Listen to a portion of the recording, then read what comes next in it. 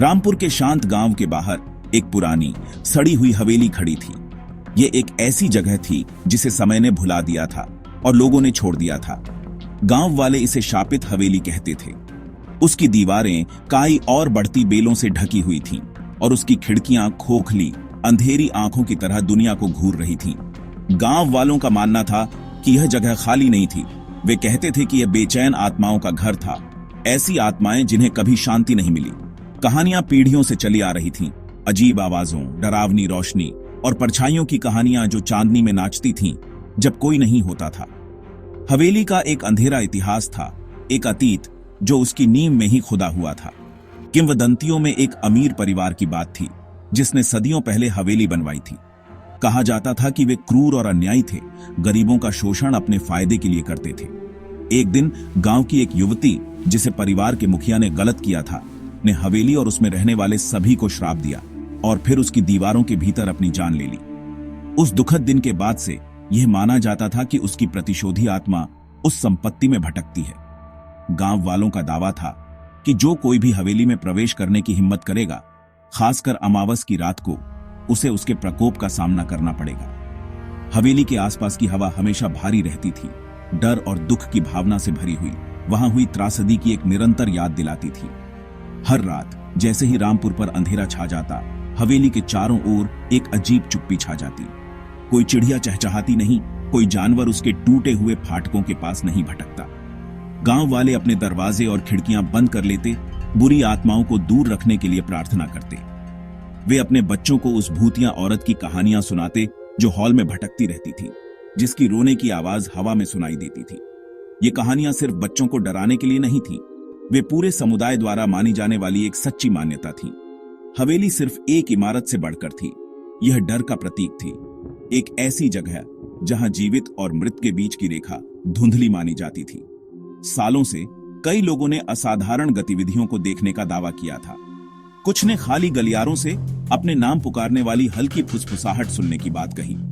दूसरों ने एक सफेद साड़ी में एक महिला की एक फ्लीटिंग झलक देखने की सूचना दी, जो ऊपरी मंजिल पर एक खिड़की के पास खड़ी थी, केवल हवा में गायब होने के लिए। इन कहानियों ने हवेली की प्रतिष्ठा को एक अत्यधिक अलौकिक शक्ति वाली जगह के रूप में मजबूत किया। यह एक ऐसी जगह थी जिससे बचा जाना चाहिए, एक ऐसी जगह जहां तर्क और कारण का कोई अर्थ नहीं लगता था। गांव वालों ने इसे एक अकाट्य सत्य के रूप में स्वीकार किया, उनकी वास्तविकता का एक हिस्सा। शापित हवेली एक खामोश, मेनेसिंग गवाही के रूप में खड़ी थी, एक ऐसे अतीत की जो भुलाया नहीं जा सकता था। विश्वासियों के इस गांव में आलोक नाम का एक नौजवान रहता था। वह पढ़ा लिखा, आधुनिक और एक पक्का तर्कवादी था। आलोक भूत, प्रेत या श्राप में विश्वास नहीं करता था। उसके लिए हवेली के बारे में हर कहानी सिर्फ डर और अंधविश्वास का नतीजा थी। गांव वालों के लिए उन चीजों को समझाने का एक तरीका था जिन्हें वे नहीं समझते थे। वह अक्सर बड़ों से बहस करता, उनके दावों के लिए सबूत और तार्किक स्पष्टीकरण की मांग करता। डर दिमाग में रहता है, ईंट और पत्थर में नहीं, वह कहता।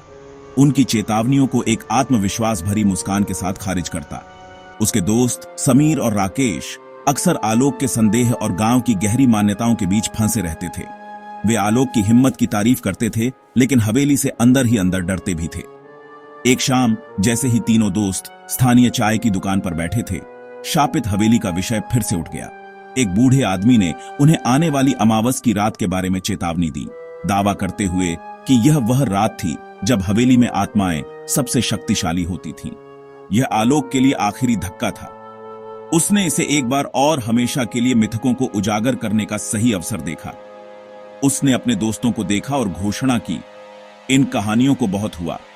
मैं अमावस की रात को हवेली में जाऊंगा और सबको साबित कर दूंगा कि वहां चमगादड़ और धूल के अलावा कुछ नहीं है। इस साहसी घोषणा ने दुकान पर मौजूद छोटी भीड़ में सिहरन पैदा कर दी। समीर और राकेश हिचकिचा रहे थे।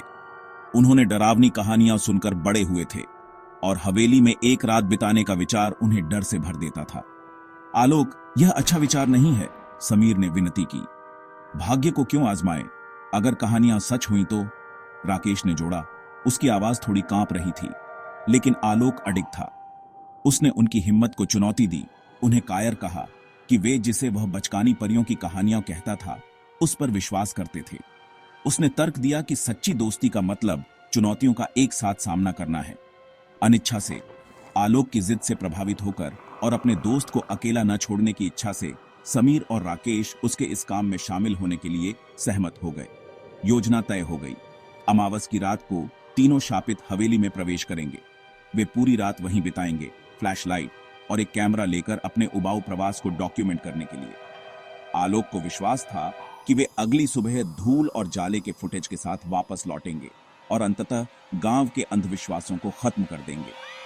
उसे जीत का एहसास हुआ, यह मानते हुए कि वह अपने समुदाय में तर्क की रोशनी लाने वाला था। उसे इस बात का जरा भी अंदाजा नहीं था कि जिस अंधेरे में वह प्रवेश करने वाला था वह उसकी कल्पना से कहीं अधिक गहरा था। एक ऐसा अंधेरा जो उसके विश्वासों के मूल को चुनौती देगा। अमावस की रात आ गई, जिसने रामपुर गांव को एक अभेद्य अंधेरे में ढक दिया। चांद छिपा हुआ था और तारे आसमान से गायब हो गए थे। आलोक, समीर और राकेश शापित हवेली की ओर बढ़ रहे थे। रात की खामोशी उनके पैरों के नीचे पत्तियों की चरमराहट से ही टूट रही थी। जैसे ही वे विशाल चरमराते लोहे के फाटक के पास पहुंचे, एक ठंडी हवा उनके पास से गुजरी, जिससे समीर और राकेश सिहर उठे। आलोक हालांकि बेफिक्र रहा। यह सिर्फ हवा है, उसने कहा, भारी फाटक को खोलते हुए। आवाज रात में एक दुखद कराह की तरह गूंज उठी, मानो हवेली खुद ही उनके घुसपैठ पर आह भर रही हो। जैसे ही वे मुख्य हॉल में दाखिल हुए, भारी दरवाजा उनके पीछे एक बहरे कर देने वाले धड़ाम से बंद हो गया। वे पूरी तरह से अंधेरे में डूब गए। आलोक अपनी टॉर्च के लिए टटोलने लगा। उसका दिल थोड़ा तेज धड़कने लगा। जब रोशनी की किरण आखिरकार अंधेरे को चीरकर निकली तो उसने धूल की मोटी परत से ढके एक हॉल को दिखाया। हवा बांसी थी और उसमें सड़ांध की गंध आ रही थी। अचानक एक हल्की फुसफुसाहट हवा में फैलती हुई महसूस हुई, जो एक महिला की आवाज की तरह लग रही थी, जो एक नाम पुकार रही थी। क्या तुमने सुना? राकेश ने फुसफुसाया। उसकी आंखें डर से चौड़ी थीं। आलोक ने अपनी टॉर्च से कमरे को स्कैन किया। यह सिर्फ टूटी खिड़कियों से हवा की सीटी बजने की आवाज है, उसने जवाब दिया। हालांकि उसकी आवाज में पहले वाला आत्मविश्वास नहीं था। उन्होंने भूतल का पता लगाने का फैसला किया। उनके कदमों की आवाज विशाल खाली जगह में अजीब तरह से गूंज रही थी। जैसे ही वे एक डाइनिंग रूम जैसी जगह में दाखिल हुए, उनकी टॉर्च की किरणें फर्श पर एक गहरे गीले दाग पर पड़ी। यह डिस्टर्बिंग रूप से ताजे खून जैसा लग रहा था। समीर ने एक छोटी सी गैस्प ली और उस पर इशारा किया। आलोक, ये क्या है? उसने कांपती आवाज में पूछा। आलोक उसे जांचने के लिए घुटनों के बल बैठ गया। उसका तर्कसंगत दिमाग एक स्पष्टीकरण खोजने के लिए दौड़ रहा था। यह कुछ भी हो सकता है, जंग, पुराना पेंट, वह हकलाया। लेकिन वह जानता था कि यह बहुत असली लग रहा था। तभी उनकी सभी टॉर्च एक साथ झिलमिलाकर बुझ गईं, जिससे वे वापस दम घुटने वाले अंधेरे में डूब गए। पैनिक होने लगी। एक भयावह चीख ने खामोशी को चीर दिया, जो उनके ऊपर की मंजिल से आती हुई लग रही थी। यह शुद्ध पीड़ा की आवाज थी और इसने तीनों दोस्तों को अपनी जगह पर स्थिर कर दिया। यह हवा का कोई खेल नहीं था, यह असली था। राकेश अब खुलेआम रो रहा था, जाने की भीख मांग रहा था।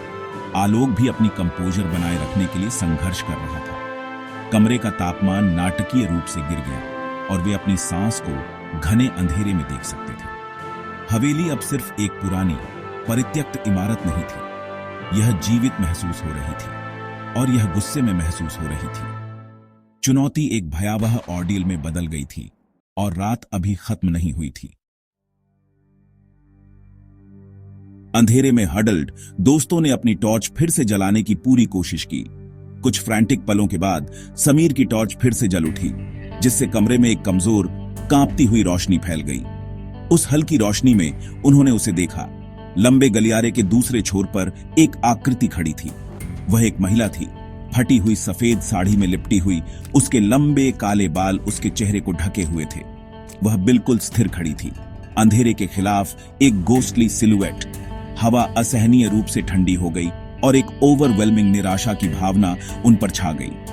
यह किंवदंतियों की भूतिया महिला थी, हवेली की प्रतिशोधी आत्मा। आकृति उनकी ओर बढ़ने लगी, चल नहीं रही थी, बल्कि धूल भरे फर्श पर चुपचाप ग्लाइडिंग कर रही थी। उसकी हरकतें अस्वाभाविक थीं, जर्की और पूरी तरह से भयावह थीं। एक धीमी दुखद रोने की आवाज हवा में भर गई, एक ऐसी आवाज जो उनकी आत्माओं को खरोंचती हुई लग रही थी। राकेश डर से पैरालाइज्ड हिल नहीं पाया। वह बस आती हुई apparition को घूरता रहा। उसका चेहरा डर से पीला पड़ गया था। राकेश भागो, आलोक चिल्लाया उसका हाथ पकड़ते हुए, लेकिन राकेश अपनी जगह पर जमा हुआ था। उस भयानक दृश्य से मंत्रमुग्ध हो गया था। महिला ने अपना सिर उठाया और हालांकि उसका चेहरा अभी भी उसके बालों से ढका हुआ था, उन्होंने उन पर एक तीव्र गेज महसूस की। एक भयावह पल में महिला की परछाई फैलती हुई और आगे बढ़ती हुई लग रही थी, राकेश को निगलते हुए। उसने एक अंतिम चोक्ड चीख निकाली क्योंकि उसे पैरों से उठाया गया और वायलेंटली दीवार पर फेंक दिया गया। वह फर्श पर गिर गया, लाइफलेस। भूतिया आकृति ने फिर अपना ध्यान आलोक और समीर की ओर मोड़ा। उस पल के शेयर टेरर ने आखिरकार उनकी पैरालिसिस को तोड़ दिया। अपनी नसों में एड्रेनलिन दौड़ते हुए वे मुड़े और भागे, पीछे मुड़कर देखने की हिम्मत नहीं की। उन्हें महिला की चिलिंग हंसी उनके पीछे गूंजती हुई सुनाई दे रही थी, एक ऐसी आवाज जो उन्हें उनके बाकी जीवन में हॉन्टेड करती रहेगी। वे अंधेरी गलियारों में आंखें बंद करके भागे, मलबे और टूटे फर्नीचर पर ठोकर खाते हुए। उनका एकमात्र विचार भागने का था। उन्हें आखिरकार मुख्य दरवाजा मिल गया, वही जो पहले बंद हो गया था। अपनी पूरी ताकत से उन्होंने उसे धक्का दिया। एक पल के लिए वह नहीं हिला, मानो किसी अनसीन फोर्स द्वारा पकड़े हुए हो, लेकिन फिर एक अंतिम डेस्परेट धक्का के साथ दरवाजा चरमराकर खुल गया और वे रात में बाहर निकल गए। वे बिना रुके भागे, शापित हवेली को पीछे मुड़कर नहीं देखा, अपने दोस्त के शरीर को मैलेवोलेंट स्पिरिट के चंगुल में छोड़ दिया। एक मजेदार चुनौती का वादा एक ब्रूटल हॉरिफाइंग ट्रेजेडी में समाप्त हो गया था। आलोक और समीर गांव में वापस लड़खड़ाते हुए पहुंचे, तभी सुबह की पहली किरण फूट रही थी। वे धूल और खरोंचों से ढके हुए थे, उनके चेहरे शुद्ध आतंक के नकाब थे। वे गांव के चौक में गिर पड़े। उनकी फ्रैंटिक और इनकोहेरेंट कहानी सिसकियों के बीच बाहर निकल रही थी। उन्होंने फुसफुसाहटों, चीख, ताजे खून और राकेश को ले जाने वाली भूतिया महिला के बारे में बताया। गांव वाले उनके चारों ओर इकट्ठा हो गए। उनके चेहरे पर दया और विंडिकेशन का ग्रिम भाव मिला जुला था। बड़े धीरे धीरे सिर हिलाते थे। उन्होंने उसे चेतावनी दी थी। त्रासदी उन विश्वासों की एक भयावह पुष्टि थी जिन्हें वे बहुत प्रिय मानते थे। कोई मैंने तुम्हें बताया था नहीं था, केवल खोए हुए जीवन के लिए एक साझा दुख था। एक सर्च पार्टी बनाई गई, लेकिन सूरज आसमान में ऊंचा होने तक किसी ने भी हवेली में प्रवेश करने की हिम्मत नहीं की। जब वे आखिरकार अंदर गए तो उन्हें राकेश का शव डाइनिंग रूम में मिला, ठीक वहीं जहां आलोक और समीर ने कहा था। संघर्ष के कोई निशान नहीं थे। तीनों दोस्तों के अलावा कोई पदचिह्न नहीं थे। मौत का आधिकारिक कारण दिल का दौरा घोषित किया गया, जो शायद अत्यधिक डर के कारण हुआ था। लेकिन गांव वाले सच्चाई जानते थे। आलोक सच्चाई जानता था। उसने इसे अपनी आंखों से देखा था। हवेली ने एक और शिकार का दावा किया था और श्राप उतना ही वास्तविक था जितना कि उसने खोया हुआ दोस्त। इस घटना ने आलोक को हमेशा के लिए बदल दिया। आत्मविश्वास से भरा, तर्कवादी नौजवान चला गया था। उसकी जगह एक हॉन्टेड व्यक्ति ने ले ली थी, जो अब परछाइयों से डरता था और अंधेरे से डरता था। वह अलौकिक को झूठा साबित करने के लिए सबूत खोजने के लिए हवेली में गया था, लेकिन उसे सबसे भयानक सबूत मिला था जिसकी कल्पना की जा सकती थी। उसने अपनी एरोगेंस के लिए एक टेरिबल कीमत चुकाई थी। उसकी दुनिया, जो कभी तर्क और विज्ञान द्वारा शासित थी, अब बिखर गई थी। उसने एक कठोर सबक सीखा था कि इस दुनिया में ऐसी चीजें हैं जिन्हें अकेले तर्क से नहीं समझाया जा सकता। ऐसी शक्तियां जो मानवीय समझ के दायरे से परे मौजूद हैं। भूतिया महिला की हॉन्टिंग हंसी उसके दिमाग में गूंजती रही। उसकी फेटल गलती की एक निरंतर याद दिलाती रही। उस फेटफुल रात की कहानी शापित हवेली के इतिहास में एक और अंधेरा अध्याय बन गई, जो भविष्य की पीढ़ियों को सुनाई जाने वाली एक कॉशनरी टेल बन गई। हवेली अभी भी रामपुर के किनारे पर खड़ी है, खामोश और मेनेसिंग, अपने भयानक रहस्यों को अपनी डिकेइंग दीवारों के भीतर छिपाए हुए है।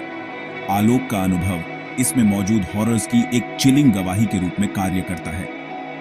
यह हमें एक ऐसे सवाल का सामना करने के लिए मजबूर करता है जिसने सदियों से मानवता को परप्लेक्स्ड किया है। एक सवाल जिसका जवाब अब आलोक दे सकता है, लेकिन जिसे हमें सोचने के लिए छोड़ दिया गया है। क्या ये कहानियां सिर्फ हमारी कल्पना की उपज हैं, या हमारी अपनी दुनिया से परे एक दुनिया है, एक ऐसी दुनिया जहां आत्माएं और भूत वास्तविक हैं? भूत